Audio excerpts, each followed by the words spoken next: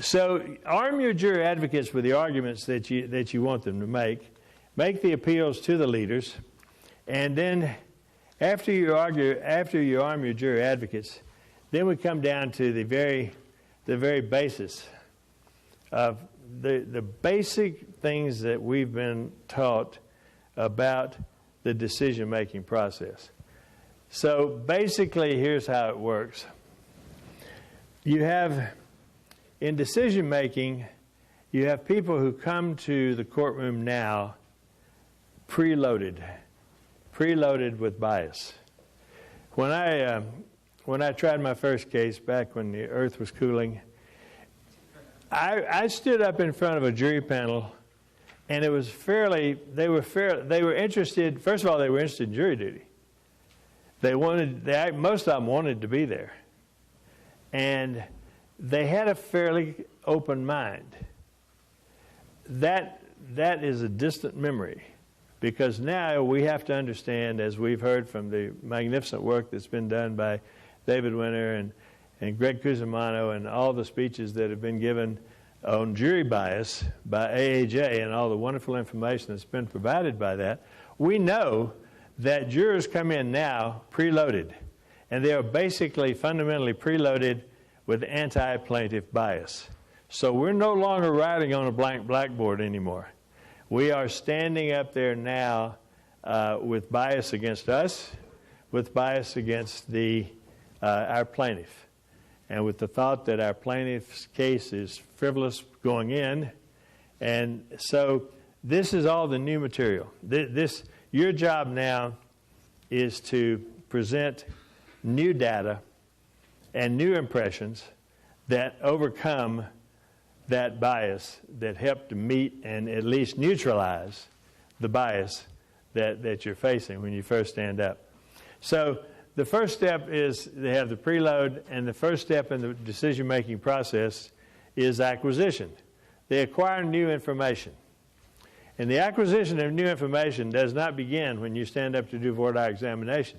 The acquisition of new information begins when they look through that little glass in a courtroom door and they see people walking around inside, and then they walk in, the sheriff takes them in, they see them, and they're immediately gathering information. They're forming impressions right off the bat. Your jurors are forming impressions about you as they walk in as they walk into the courtroom for the first time. The great lawyer Percy Foreman I went to court with Percy one time, and he said, I want you to watch something. Just sit back, relax, and watch this. He said, I want you to look at me and see what I'm doing when the jury enters the jury room for the first time. And then I want you to look at the prosecutor. And so, excuse me a second, I have a little sore throat this morning. So I did. The jury walks in, and I look at Percy. And I look at the prosecutor.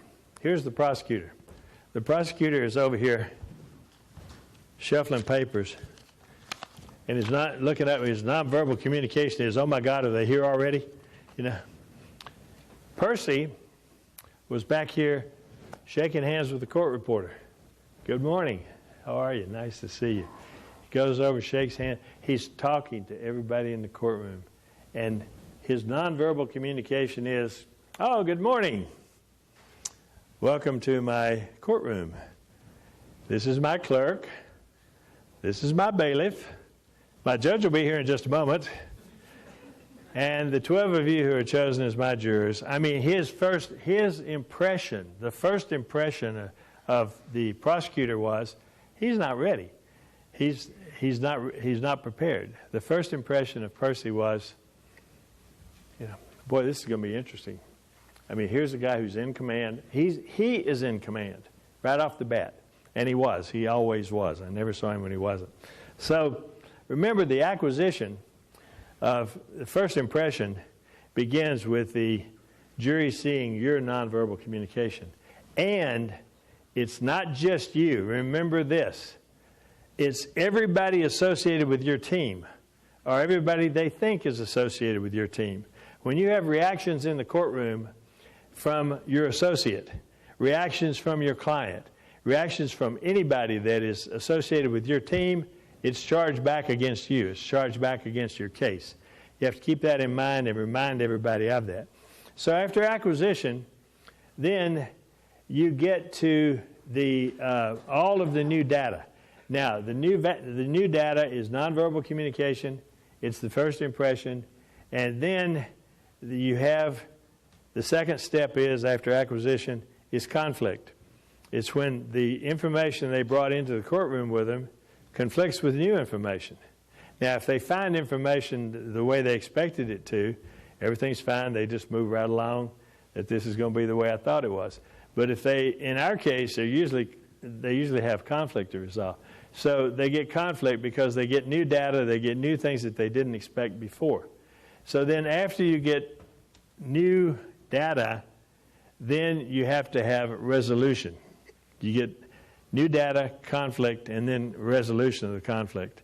And then the resolution of the conflict is where they are listening and they're assimilating and they're taking in all the things that you're telling them and all the nonverbals that they're seeing, and they're starting to, it's all a big mix at this point. But then after you reach resolution of the conflicts, then you have emergence. And what emerges is their first impression. What emerges is their trial story. And the important thing about a trial story is that everybody has one. And all this thing I'm describing to you now, we're told, occurs during the primacy portion of your trial. Primacy is voir dire examination, opening statement, and your first witness. And we're told by, the old thing about jurors decide cases after the opening argument, that was foolishness when it was said. First of all, that's not what the study said. Secondly, that got quoted and misquoted and perpetuated, and it's always been wrong, and it's even more wrong now than it ever was. We're told now that by the time they hear at the end of the first witness, not that they've decided the case, but that by the end of your first witness, they have formed their own trial story, their own version, their own model of what this case is about. And the importance of that is that from that point forward, instead of just listening and resolving conflict and thinking about, from that point forward, when they now have an impression, their own trial story, their own impression of what this case is about, and then everything they hear from that point forward, all the evidence they see, all the evidence they hear from that point forward will be filtered through their own trial story. So everybody filters that. Now they have another filter. They've had lots of filters. Their filter started out being their bias, their prejudice, their beliefs, their values. But now they have a new filter, and it's their filter about this case. So it is extremely important that you sell your trial story. You have them, in an ideal world, what you want them to do is adapt your trial story as their own. Now, I've tried a lot of cases, I've had a lot of trial stories, and I can tell you from experience, it is far easier to get the jury to adapt your trial story as their own if you have one.